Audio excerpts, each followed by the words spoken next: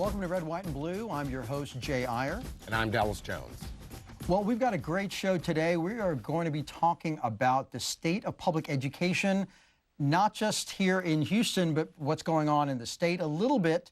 We've got the legislature in session. Dallas, you just are going back and forth, dealing with that. We know public finance is a big issue, but here in Houston, HISD is in the midst of some pretty significant turmoil. And so to answer those questions, kind of figure out what's going on, what's the state of education here in Houston, we've got a wonderful group of guests. To my immediate right is Dr. Jasmine Jenkins, the Executive Director for Houstonians for Great Public Schools. We've got Daniel Rodriguez, who's the Speaker of the ISD Student Congress. And Andy Canales is the Executive Director for Latinos for Education. So with that, Daniel, let me talk. I want to start with you. You're a student leader at HISD. From the student's perspective, how do you see kind of things going? How are things looking at HISD now? What do you think about what's going on with the district? But what do you think about what's going on with the board and some of the issues surrounding it? So the board, I feel, has really lost what their real job is. The real job is mostly work for the students, and they're kind of forgot about that and focus on themselves, and they forgot that we're the ones who matter. And that, for the example, for the budget, classes are getting cut. There's like important electives like AP classes that students want to take, and other stuff. And like the board has forgotten about that. Just focus on their own agendas. And Andy, what do you think is going on right now at HISD with the board? We're all hearing and seeing things. Is it even having an effect on the bottom line in terms of how kids are doing? Yeah, absolutely. Well, it's very clear that trust is not there and that the governance structure is broken. And what that means is that we're not able to put the policies and the practices in place to help all students succeed. And this is holding our city back. And the thing is that this is possible. There are other school boards, other school districts across Texas that are in a similar situation but have a more effective governing board. And so we need to think through, like, what is the change that's going to be needed to be able to really deliver results for kids, because it is possible. Jay, may I interject? You know, I think the more we do this, I'm establishing myself as a resident troublemaker here on Red, White, and Blue. And so I have a question. I mean, I'm hearing you, sir, and I'm hearing you. So before we get to you, my question is, what's the difference? What changed? I mean, almost every school district in Texas has a governing board. Almost every school, this is the way things work. So what's wrong with our board? Why is our board different than any other governing board where there are great performing schools? Yeah. Well, let's look at Dallas ISD. No. Our board. Yeah. Well, when we look at our board, it's clear that the trust is not there and people are not working in the way that they need to work with each other.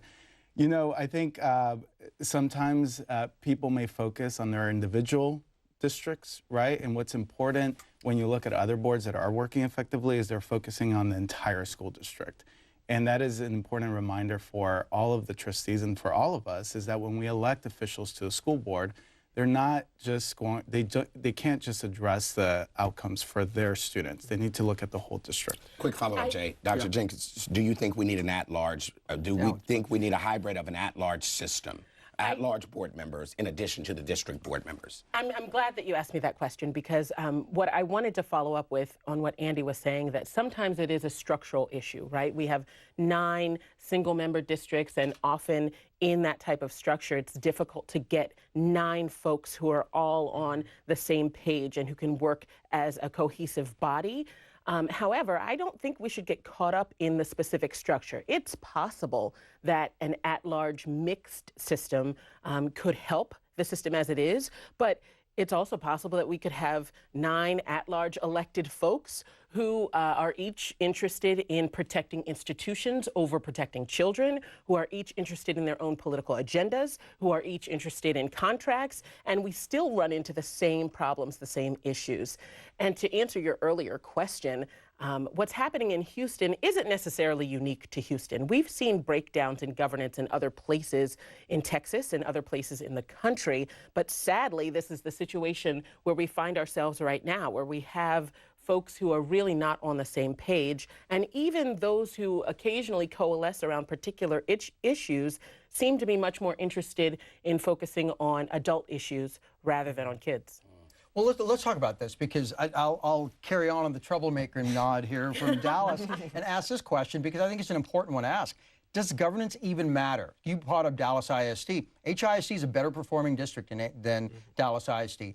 The governor mentioned, and the trend line is actually continuing that way. San Antonio ISD, HISD is a better district, higher performance all across the board. So why does governance even matter?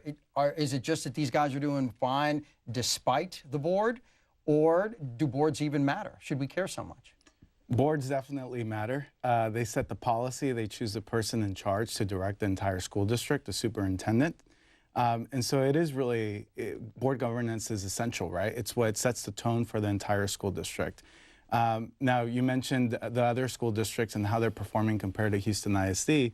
And yes, there are things that are going well in Houston ISD, right? So at least 150 schools received an A or a B in the latest TEA ratings. We have at least 85 schools that are high poverty, yet high performing. But when you compare that performance to other school districts, namely Dallas ISD, which is in a very similar situation, you see Dallas ISD outperforming. Now, they've had governance issues as well, but they've also had trustees that have been able to come together. And so, yes, governance does matter, and we see that evident in other school districts. I'm so confused. I mean, all of you are so much smarter than me. Is it structure or in governance, or is it people? Is it the people on the school board, or do we need a new structure? I mean, people are watching this show because they want information, right? So we can go back and forth. Is it people or is it governance? So I feel like the people on the school right now, they're not really focusing on the main objective, which was out of the mouth of young people. Yes, there you go. Exactly. Their job is their job isn't just for them to part of their job is to like make policy, all that, but also who's the main subject of all of this is for the students. They forget that, okay, even though you have turmoil, get over it and then make it better for the students so they can learn. It's get over like all your turmoil, like just get over it. Like there's no reason for y'all to be fighting, and there's like no. What's the prize? Exactly. That's an excellent point, and I think one of the struggles that we have in electing school board members is the fact that it's a low information, low turnout election. We have school board elections in odd years. 2017 is the first year that we saw that there were no other municipal elections in Houston. Voter turnout was somewhere between 6 and 9% of eligible voters. That's correct. Right? And so we have a situation where sometimes folks who are focused on broader political issues, and even folks who have really good intentions, are unable to come together and focus on kids. So how do you solve the problem? I mean, to Dallas's point, it's not structure. It sounds like it's personality. Is it just a mix of these current members on the board, or is it do we need a new board? Do we need a restart? Do we need a redo of this? Do we need a state takeover? Do we need a state takeover? Yeah. Andy, I'll let you start with that one. Thank you.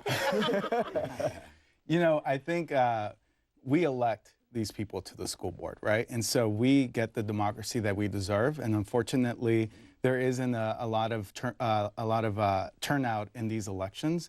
But I think what we have to do is, long term, we have to put the systems in place to recruit, develop, and prepare more people to run for public office and for these school boards. These are unpaid positions. So how many of us can take time from our job to run for a school board? That already limits the pool of people that can run. So if we as a society are interested in having really great representation on these school boards, we have to invest in the structures that are going to actually produce these candidates to run for school board. And these are the type of efforts that we have seen in other districts like Dallas that have been going on for a much longer time, where we're actually recruiting, developing, and supporting great folks to be on school board who are prepared to govern effectively, who have students at the center of their agenda. And so I think that we will see more of that here in Houston as time goes on. Thankfully, we do get an opportunity to get a new board every 2 years. We do have elections, and so those are coming up in November. So whether or not the state decides to take any action, either way, we're going to have an election in November, and we as the people of Houston have an opportunity to right this ship. Just, and also, like, back to about what you're talking about having like trustees that they should focus on the whole district as a broad. I feel like trustees in my school, in my district for energy, they're really like not. She's really not focusing on all for the whole district. She's focusing exactly on her district, the southeast side, and I really focus like there could be good schools there, like magnet schools. She's against it. I can't recall, but it was like magnet schools are a good program. I've been to magnet schools since kindergarten, and like I feel like I feel like I have like an advantage, but I feel kids don't have that advantage sometimes because their parents aren't well informed that they can go to a school that they can excel better, they can get better resources, and also like focus on a specific objective or subject.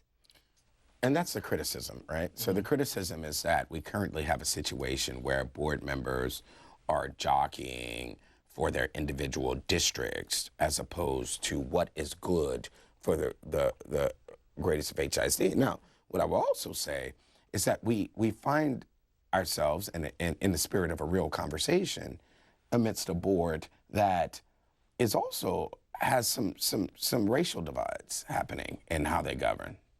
You threw your head back. Are you surprised I said that? Are we not here to I didn't talk know we real? were going Or? to point out the elephant over there. Yeah, I know. I mean, it's in the room. Let's talk about it. Well, that's happening. Yeah, that's the allegation that there's a. Well, I mean, let's be clear. I mean, there's an allegation out there that this is a kind of an ongoing schism between Latino and African American board members, and that's what this is really all about board leadership, board direction. How much of that is the case, and how much of that is this is just jockeying for power and not as much about race? And why does it matter? Yeah, why does it matter? Let's start with Jeff. Yeah, one thing that I want to say is the saddest part is what we have is, and I do think that there is a racial divide on this board. I think it's evident to anyone who attends board meetings or even peripherally watches what's going on. The saddest thing is we have Latino versus African American representatives vying for a piece of the pie that hasn't been serving either group very well for a very long time. In a district that's 9% Anglo. Exactly. And something like 4% Asian, right? So, and the populations among those tiny groups of kids who are leaving high school prepared for college and career, who have any sort of degree or certification 6 years after high school graduation, is way higher than it is among African American and Latino students, particularly those who come from low-income households. And frankly, one of the issues that we have to address in looking at the racial animus that exists on this board is the fact that for the first time in several years, we have a majority-minority board, for the first time ever in Houston. As of 2016, we had a majority-minority board, and I think what ended up developing were a lot of folks who had a lot of baggage, a lot of issues, a lot of struggles to bring from their community that's playing out in front of the entire public.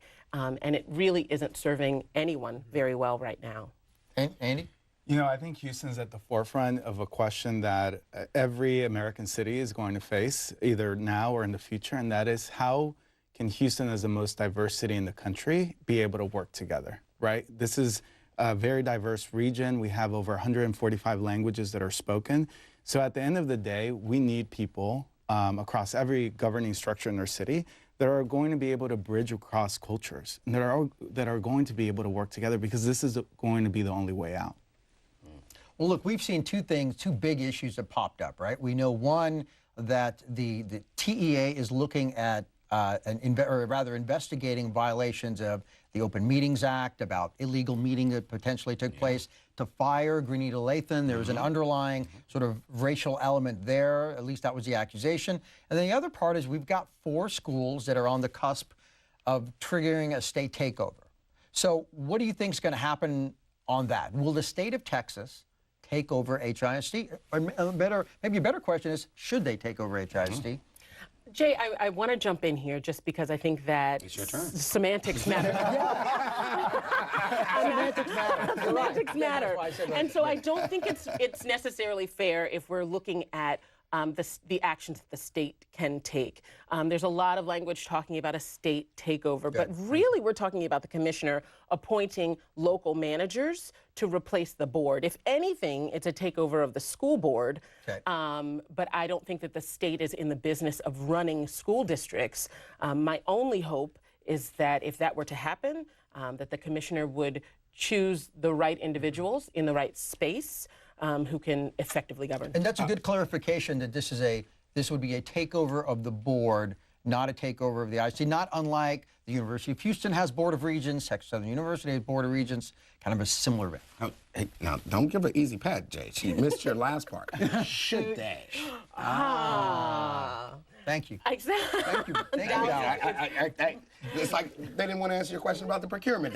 That one know, week. I That know. was pressing with the hard questions. I'm not in the business of giving the governor advice. Certainly, I'm not on his payroll, and so I'm not just going to go ahead and offer that.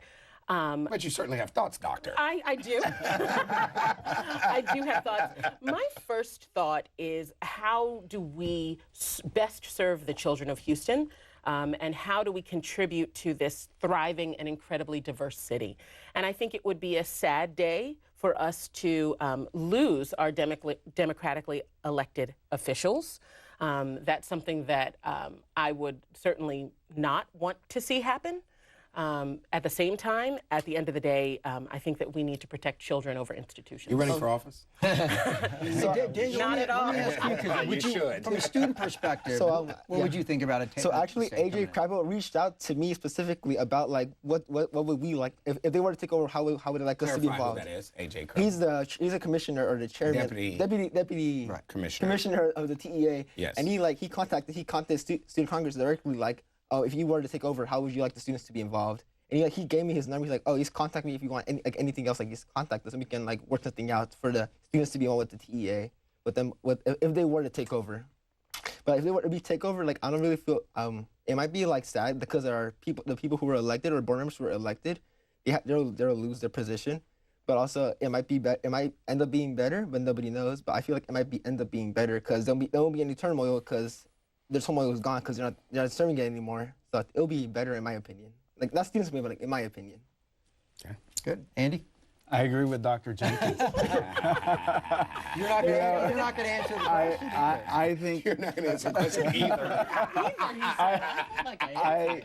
I think that, what I would like to underscore is that if there were to be a takeover, that there is representation of the many communities that are here in Houston, and that they have a voice at every stage of the process.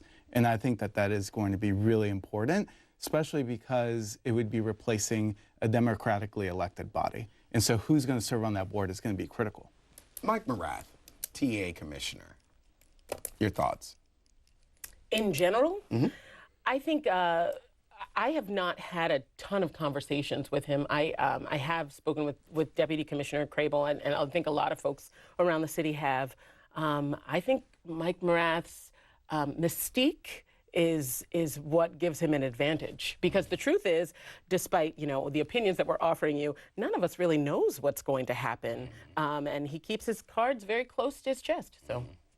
Fellow frat brother of yours, I believe. He is a fraternity brother. There we go. Yes. All right. So you might have more insight than we do. Well, I know the man. I wanted your thoughts. If you look at Commissioner Morath's track record from his time as a Dallas ISD school board member to now where he is, it's clear that he is focused on making sure that students are able to achieve. And I think he's pursued that from his time in Dallas. And, I'm sure he has the best interests of kids as well. And I think a lot of us do. We may fall on different places of the spectrum of how to best go about that. But if you look at his track record, it's very clear that he's focused on making sure students have a great education. Let's talk about who I think is maybe the MVP of the district right now, in Dr. Granita Lathan. Because no one has transformed the district. No one has gotten more schools out of Aiyer than she has, at least in the history of this district. Now we're down to only 4 that are critical, 15 or so overall out of 284 schools. I'm curious what you think. Is the district thriving in spite of the board and because of her, or is it not? Is Dr. Lathan the reason, or are they thriving in spite of the board and the superintendent? We're throwing hardballs today. I know. I have to step in again and say I think thriving is an overstatement. We're still at a point where only about 22 or 23% of our students have any sort of a degree or credential 6 years after high school graduation. Now, obviously, a lot of that predates Dr. Lathan's time. But I'm not Well, let ready me to. just, do you not think that in her tenure in the last 18 months that she has done a good job? Yes, and I'm glad that you phrased it that way, right? Because actually, the bar for improvement required, right? The bar for meeting state standards on these standardized tests is incredibly low, I agree. as proven by what happens for kids after high school.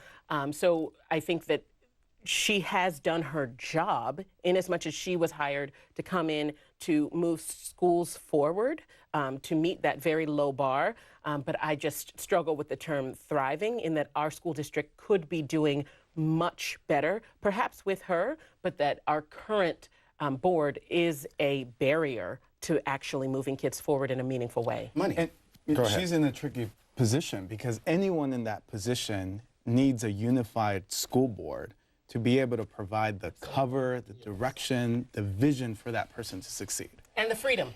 And the freedom as well. I want to push back on that because you said a unified school board and you're dealing with politicians. Yeah. Right?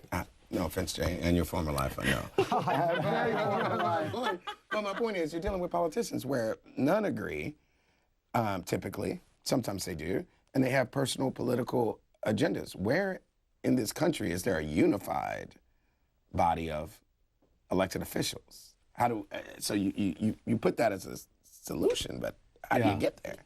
Well, I'll point to Dallas ISD. But they certainly don't have a unified board. That would be a mistake to call it that. That's correct, but they've passed a number of reforms with enough votes on the body to be unified and to put a vision forward. Now, let me share this. Dallas ISD and Houston ISD in around 2014 had about the same number of improvement required schools, 44, 43. This most recent year, Dallas ISD had 4. Houston ISD had 22. Now, some of those got Harvey waivers. Clearly, there's something happening in Dallas ISD where there's enough school board members that have come together to put forward initiatives they believe are going to improve education They've there. also closed a bunch of schools in Dallas, so let's not make it sound like let's not make it sound like Dallas is the end all be all. That's correct. And we're It's not perfect by any means. Houstonians to move to Dallas. Yes, We don't want that. That's correct. Because I think by any objective measure, you can make a strong argument that Dallas and Houston are very similar. In fact, statewide ratings, Houston has a higher numerical rating under the TA standard than Dallas does. I agree with you that Dallas is definitely in a positive direction. I guess my point is, it goes back to what I said. Do boards really matter if you have a strong superintendent, which I would argue we do or have had? Does it really matter? But can't keep, right? I mean, they can keep keeping, and there's absolutely evidence to prove that the length of a superintendent's tenure, the stability in that regard, does have a positive impact. And with this board, I mean, that's right. Abe Sabedra, Terry Greer was there for a while. We've kept him in the past. Well, they fired. So what changed? Yeah, they fired and hired her back in a 48-hour period not too long ago. So. Exactly. But also, I feel that the schools there for like these state exams, STAR test, and all these other exams, the schools are like over testing these children. Like my little brother, he's in elementary, he's in 5th grade. And like almost like a week, he has snapshot test. Every week, snapshot test. Every week, another test. And who's it by? The school district. It's either paper or it's online. But the school district is also like making these students like test a whole lot just so they can get their test scores up. But they think instead of like, why not teach them? Just teach them the test and not teach them the actual knowledge. Because they're not reaching all of these TEKs, all the points they're supposed to reach, all the academic points they're supposed to reach. They're skipping some, or they're like not reaching or not getting to their goal because they're focusing only on getting the kids to improve, and they forget like they're kids. They need to also learn material, not just memorize the answer. We don't have a lot of time. Real quick, what do you hope to get from the legislature this year in terms of public education? Where Jay mentioned earlier, we're in session. I literally just drove in from Austin. It's getting hot and heavy. What do you expect? I would say we're early childhood education. All of the research shows it's incredibly important for kids to access pre-K for their brain development. A few years ago, there was a state senator when she was arguing with another state senator about allocating more funding for public pre-K. She said, I don't understand what's the big deal. I didn't go to pre-K. I turned out to be a state senator. I'm fine. If that mentality can shift in the state legislature and we can allocate more dollars for pre-K, that would be a win. Universal pre-K. Absolutely. Gotcha. Absolutely. More money and better targeted funds for teacher pipelines, teacher retention. and a better system of being able to keep people in education as a profession. Daniel, we're going to give you the last word. What do you hope to see out of HISD, the Texas legislature, as it comes to schools? We had our Student Congress general meeting this past Saturday. The most thing on students' mind is school safety.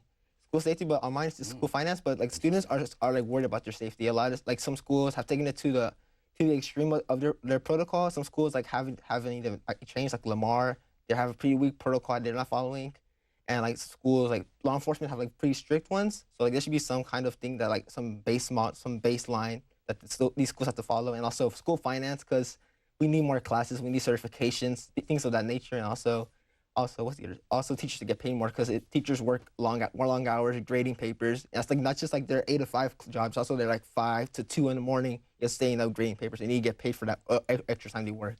So less testing, gun safety, and obviously more money in our schools. Yes. We need all those things. All right. Well, Jasmine, I'm going to give you the last word here because we got a few more seconds here. What do you want to see what happened at HISD? What do you want to see happen? What I want to see is a renewed focus on student outcomes, a laser focus on equity in terms of serving kids who have been underserved for far too long, and a board that can actually agree what day it is. Oh, how very good. Went out with a boom. There we go. Well, this has been a great show. Dallas, I feel like if we spent another 15 more minutes, we could have solved the entirety of this problem here. Well, education is... I'm kidding, of course. We've got great complexity. We've got some wonderful guests. Jasmine, Daniel, and Andy, thank you guys so much for coming. It was a great show. Join us next week again here on Red, White, and Blue. We'll be back talking more public affairs, public policy.